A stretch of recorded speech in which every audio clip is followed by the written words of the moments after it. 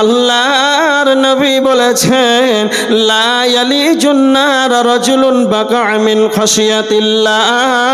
আল্লাহর নবী বলেছেন ওই ব্যক্তি জাহান্নাম যাবে না, ওই ব্যক্তি জাহান্নাম স্পর্শ করবে না, সেই ব্যক্তি জাহান্নাম যাবে না, সেই ব্যক্তিকে না তো যে আল্লাহর ভয়ে চোখের পানিতে কাঁদবে, সেই আল্লাহর ভয়ে চোখের পানি যেন অশ্রুকে যেন বিসর্জন করে জমিনে ফেলে দেবে, কেমন সে জাহান্নামে যাবে না।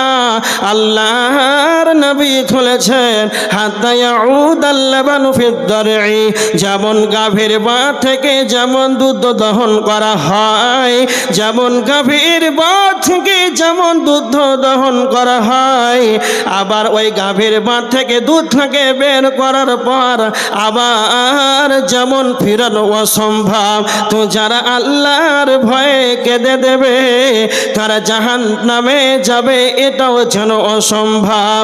আল্লাহর ভয়ের চোখের পানি তার কতটা মূল্য রয়েছে।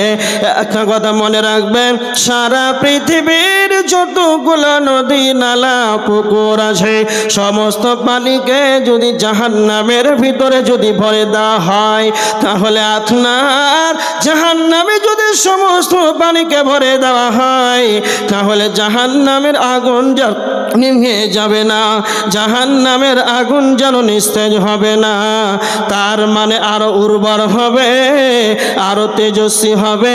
কিন্তু কেউ যদি 2 ফোঁটা চোখের পানিতে দাড়ি ভিজিয়ে ফেলে দিতে পারে আল্লাহর ভয়ে, তবে আল্লাহ তার 2 ফোঁটা আল্লাহর ভয়ে এই 2 ফোঁটা চোখের পানিতে আল্লাহ তার জন্য জাহান্নামকে হারাম করে দেবে।